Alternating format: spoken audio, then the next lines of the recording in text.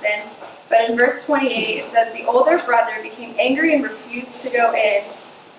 So his father went out and pleaded with him. But he answered his father, look, all these years I have been slaving for you and never disobeyed your orders. You never gave me even a young goat so I could celebrate with my friends. But when this son of yours had squandered your property with prostitutes comes home, you killed the fattened calf for him. And so there's a lot that I just relate to in this. The first thing I notice when I read that part of the story is just the selfishness. He says, I, me, mine, and then he says, your son. He doesn't even take ownership that this is his brother, but it's just like, this is your son, he's messing up, he's awful. But there's no, ownership in there. It's just all pride and selfishness and entitlement. I see a lot of entitlement.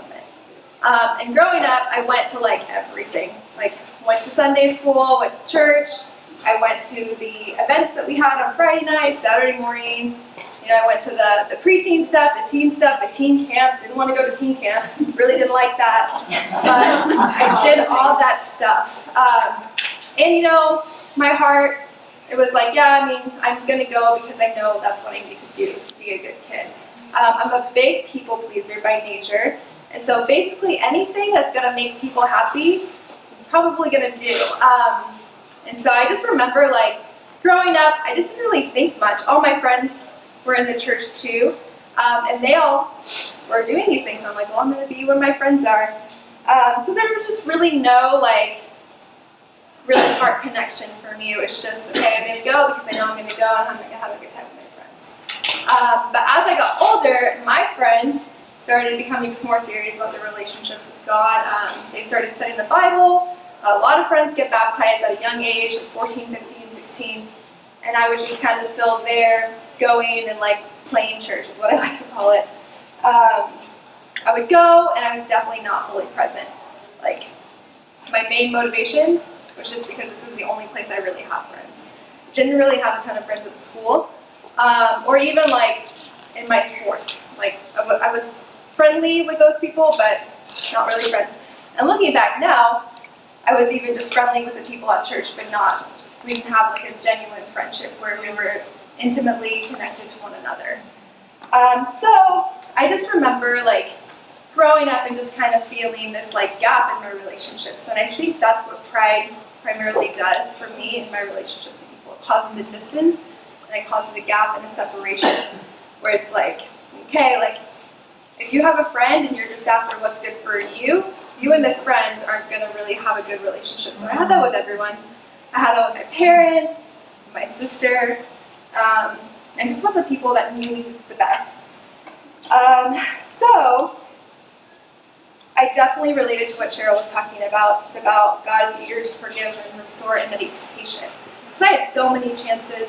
When I was 16 years old, this college girl was helping out, and she asked me to study the Bible, and I was like, sure, all my friends are doing it. And so I was studying the Bible, and I was like, yeah, this is cool, I get it, I know this stuff. It's a lot of pride. I already know this, I know this is what I need to do. But there was just no heart connection, and I ended up stopping studying the Bible. And then we went on a big trip to Africa for 5 weeks. And I feel distance for me always makes me want to draw closer to people. So I came back, was super fired up, and again was okay, let's do this. I know this is what I need to do. So studied the Bible again, and it was just the same thing. It just fizzled out because it wasn't genuine. I was basically after what I could get out of this, and wasn't really concerned with kind of my part in it. Kind of like what Kelsey was saying, it was my story and it had nothing to do with God. That just doesn't work. So I just kind of stopped. I was this is not meant for me. God's not written me in his plans. It was all about me. This is just not my time. So I went to college, and so fortunately in Indiana, we don't have a lot of campus ministry. So for me, that was a great thing. So there was 2 schools that had a little campus group, and I was I'm not going to those schools. So I ended up going to a school called Ball State University, and actually that's where God dragged me in. So I went there, and I was just okay, this is gonna be great. I had a friend from high school who was there, and we were pretty close, and we kind of did school together. We were both in the same major and did everything together, but the loneliness crept in. So Facebook and social media is just kind of the worst. So all my friends were at this school together, having a great time, and I was just like, oh man, like, I have no real friends here. I have this girl who I came here with, but we don't really know each other that well, I'm realizing. And, my roommate, like, is AWOL all the time. And then these other girls on my floor are just partying all the time. And I knew I couldn't do that because my parents raised me, like, not to do that stuff. So I couldn't do that, didn't really want to do that. And then just all these other friends were just really shallow.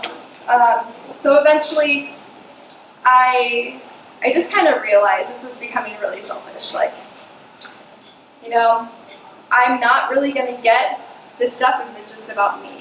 And there's just so much more. And luckily, there was a church in the area that I started going to. It was not with our family of churches, but they just showed me so much love when I came in there. And I just really felt something different for the first time. So I dabbled in that for a little bit. But then one day I got a call from my mom, and she's like, hey, your little sister is getting baptized. And this is kind of like where my story begins. So for me, that was like traumatic.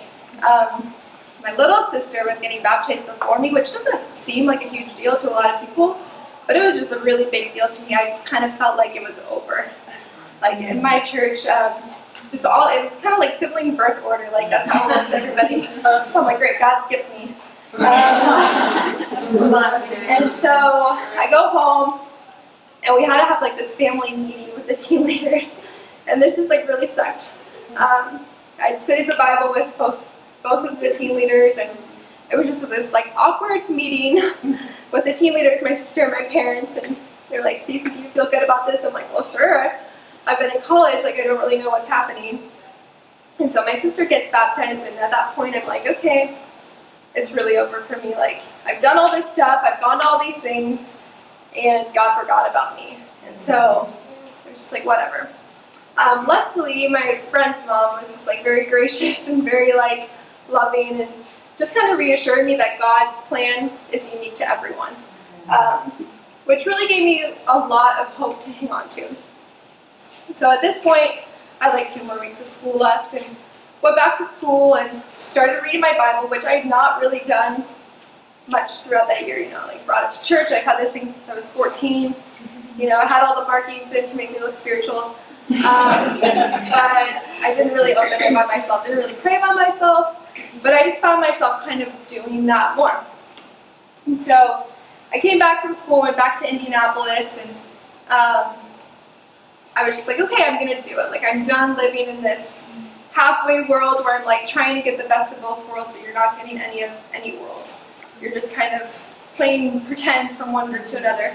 And I don't really think I was ever like a deceitful person in my like personality. I stayed pretty consistent like in my groups, but it was definitely just, you can't live in 2 worlds that can't be together. The world and God don't really mix well. So I went home, and this wonderful campus minister, I never met her really, and never really like had a relationship with her, and I was like, you is who I want to study the Bible with me. And so we got together a few times, and it was just really clear once my heart was in that place where it was ready to give up me and go for God. So yeah, I mean, that's basically my story, like just the patience and God's timing, and just being like willing to give up yourself. I think we live in a society that's very like all about me and all about my self-care and what I need to be a good, like to be well-rounded or like well, and that's all like really real stuff. But I think we've taken it to kind of that extreme where it's just all about me, and we just kind of forget about the other people around us. But yeah, that's basically all I have for you. Super relate to that. Sorry, that was really short. But if you want to know more, I'd love to see you.